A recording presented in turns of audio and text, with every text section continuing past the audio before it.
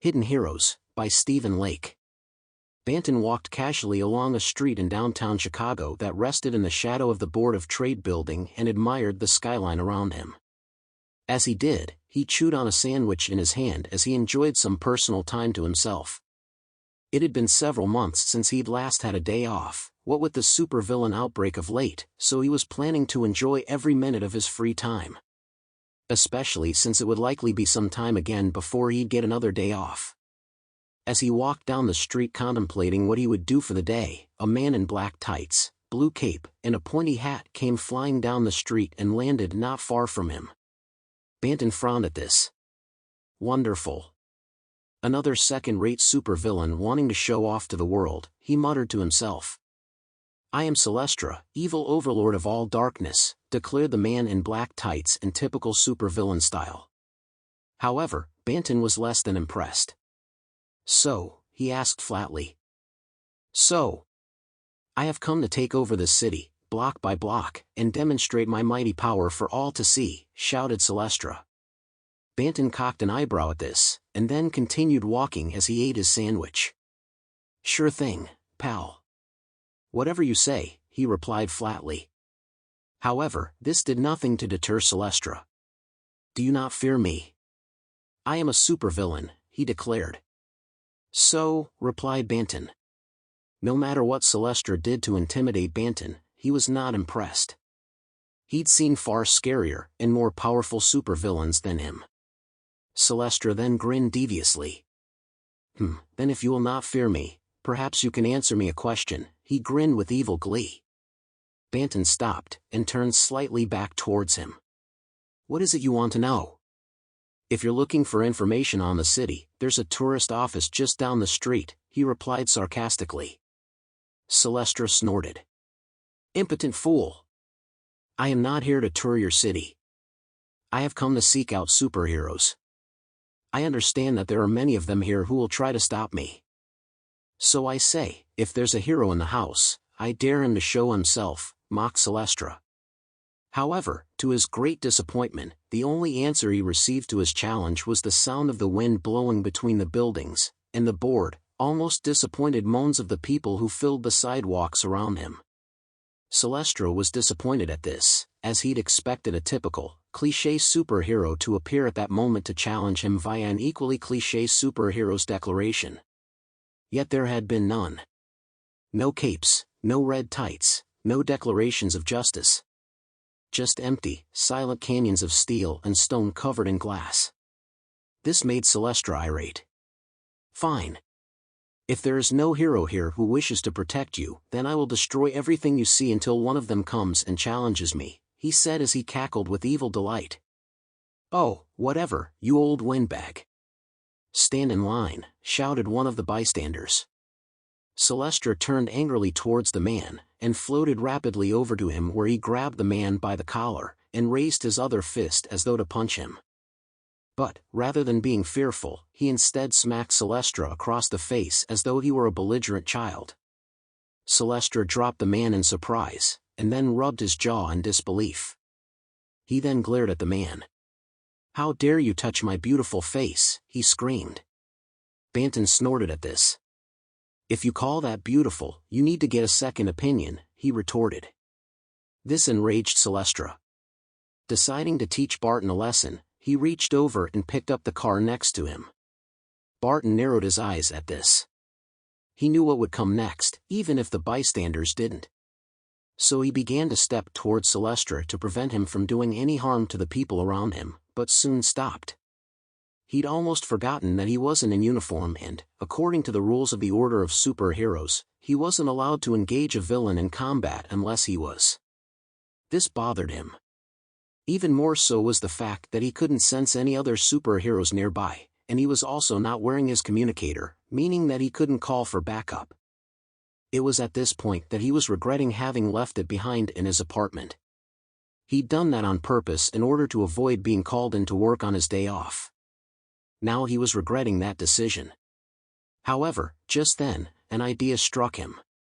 He secretly called upon his powers, and lifted the car out of Celestra's hands. This surprised Celestra, who looked up at the car in confusion, and then horror, as the car turned and plunged down at him. He instinctively dove out of the way, but was caught off guard when the car stopped just short of the ground, and then swung upwards, punting him high into the air as it did. Having completed its usefulness, Banton gently set the car down on the ground completely unharmed, save only for a small smear mark on the undercarriage where Celestra's head had impacted the frame. Celestra, who had been sent flying by the blow, smashed into a nearby building, groaned slightly, and then plopped embarrassingly to the street. Banton smiled at this in satisfaction. Even though this had done nothing to harm Celestra, it had wounded his pride, which was a win all on its own. Realizing that the fight wasn't over yet, Banton looked around for signs of any other superheroes in the area, but again found none. What are those guys doing? There's very obviously a bad guy here. So why isn't someone all over this, he thought. He grunted in frustration, and then turned to a nearby pedestrian, and said, "Call the Superhero League. Tell them that there's a supervillain down here by the Board of Trade building causing trouble." The man looked at him incredulously, and said, "Call them yourself." He then turned and went on about his business. Banton watched him go in disbelief. Had the people of Chicago grown so apathetic to the daily battles to protect their city that they no longer cared when a supervillain showed up, or their lives were in danger? As he studied the street around him, he saw the blatant indifference of the crowds gathered there, and knew it all to be true. This frustrated him greatly. What is wrong with these people, he thought. In one way he was glad they weren't running around in abject terror, doing foolish things, and getting themselves hurt. Yet, at the same time, he wished they would show at least a tiny bit of concern. If they did, they would at least seek shelter, which they clearly weren't doing.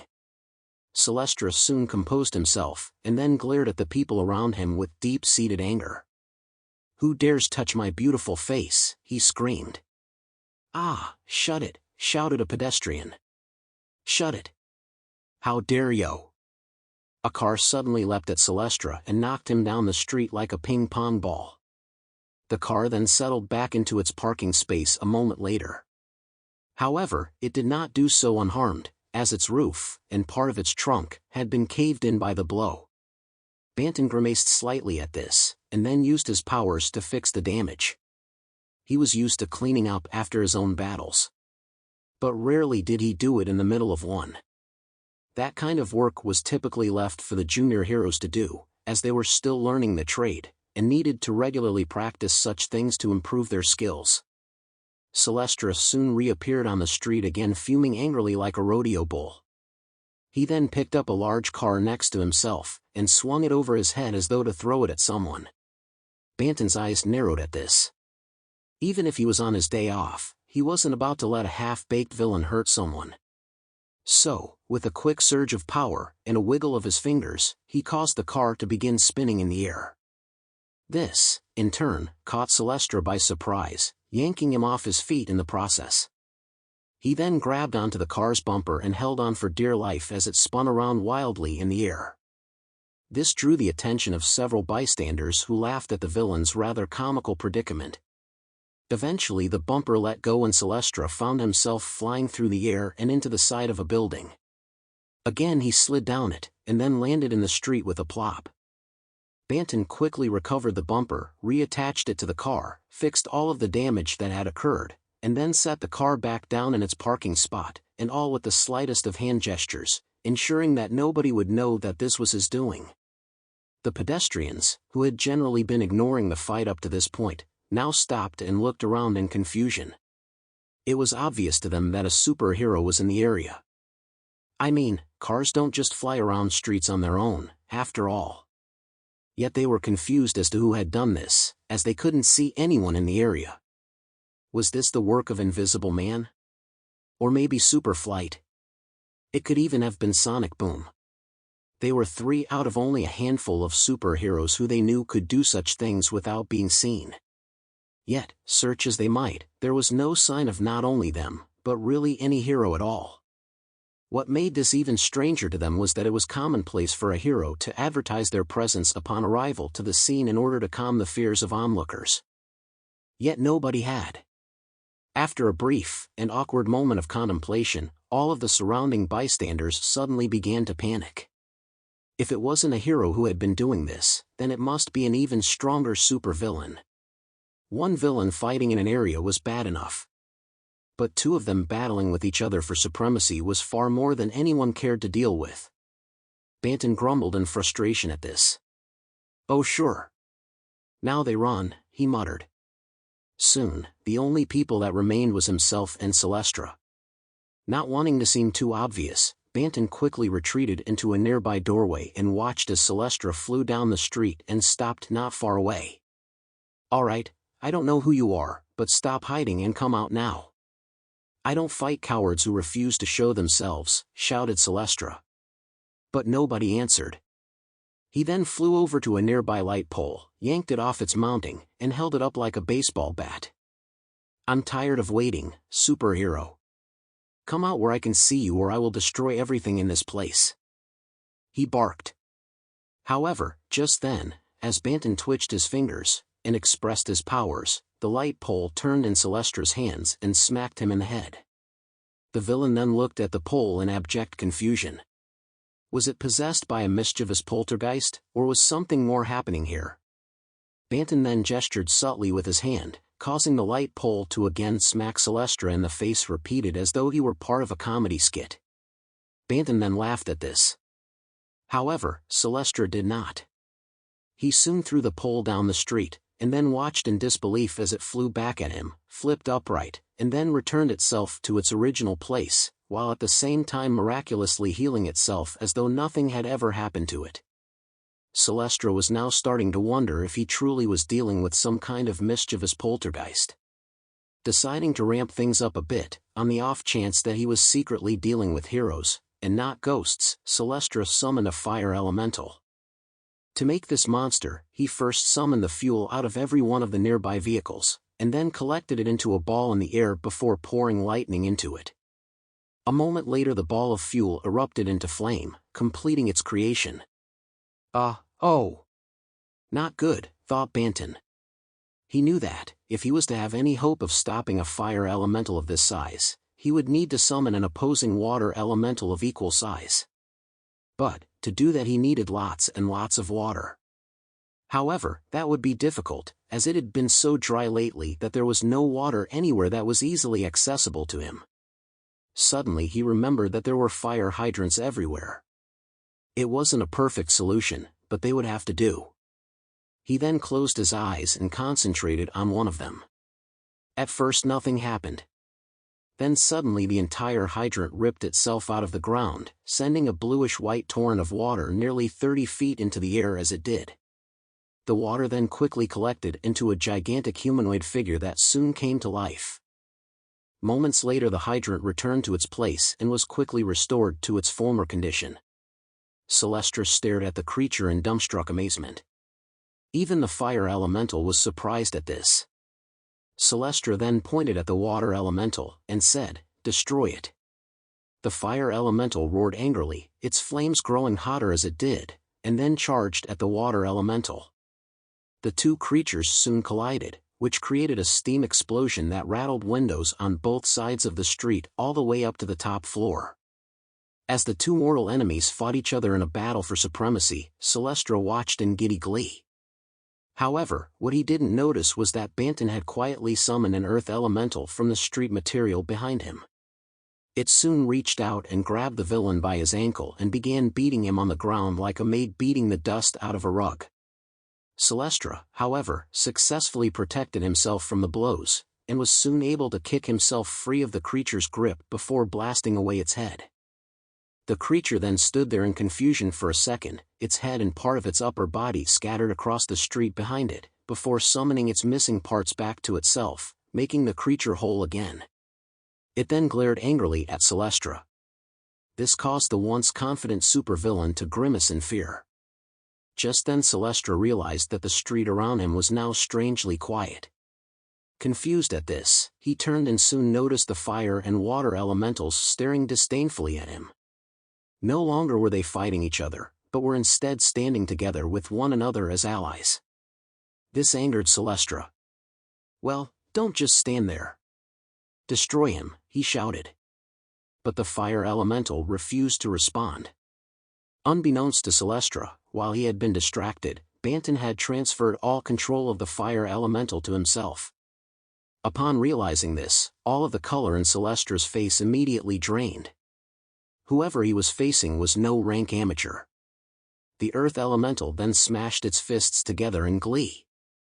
Shortly after this, a howling wind filled the street, and then took the form of a wind elemental who took up a place next to the earth elemental. Celestra gulped nervously. 1 or 2 elementals he could easily handle, but not 4 of them at the same time. Banton grinned as he watched the fear grow in Celestra's eyes. He then grimaced as the 4 elementals pulled strongly on his powers as they grew anxious for the battle. He'd never controlled this many elementals at once in his entire life, and it was quickly straining his abilities to their limit. A small bead of sweat soon began to trickle down his face. While he preferred not to overextend himself like this, it was good practice. It would also help him to become much stronger, and maybe even earn him a promotion at some point. By now Celestra had determined that continuing this battle anymore would be fruitless. So he turned and began to leave the area. But Banton wasn't about to let him get away without a fight. As Celestra flew away, Banton gathered his elementals into a group and had them dig a pit in the middle of the street. He then sent all 4 elementals down into the pit and merged them together. The explosion this created was incredible, and launched the earth elemental downrange like an artillery shell. The wind elemental, having finished aiding the fire and water elementals, turned and gave chase to its departing compatriot. Upon catching the earth elemental, it turned him in the direction of Celestra, and then gave him the one final bit of oomph that he needed to reach his target. However, Celestra never saw this coming. One moment he was flying through the air, escaping the city to fight another day, and the next he awoke on the ground to find himself firmly encased in a prison of hardened rock. He then saw that the wind elemental was standing nearby to ensure that he wouldn't escape. A few minutes later 2 heroes, who had come from another part of the city to investigate a report of a massive explosion downtown, alighted in the street. Banton then watched from his hiding place in bemusement as the 2 heroes quickly realized what had happened. They then grabbed the entombed Celestra, and flew him off to prison. Thankfully, now that that was over, Banton could finally return to enjoying his day off. However, before he did, an old man stepped out of the shadows behind him. "That's not a bad day's work for someone who's off the clock," said the old man. Banton immediately turned and noticed the old man, his boss, standing behind him dressed in a traditional samurai kimono uniform. 2 dark brown-handled katana hung loosely from his side, which clearly denoted both his rank and his status as a hero. "You saw that?" asked Banton in surprise. "Oh, of course I did. I watched the whole thing from just down the street." Banton blinked. "Wait a second. You saw him come in and you did nothing about it," he shouted in both surprise and disbelief. 2 junior heroes appeared overhead a moment later and set to work repairing the street, and all the other damage in the area. Thanks to Banton, there wasn't much to do. But that didn't mean there wasn't still something for them to fix. As they proceeded to do this, his boss looked at Banton knowingly, and grinned. "Of course not," he laughed. "But, why?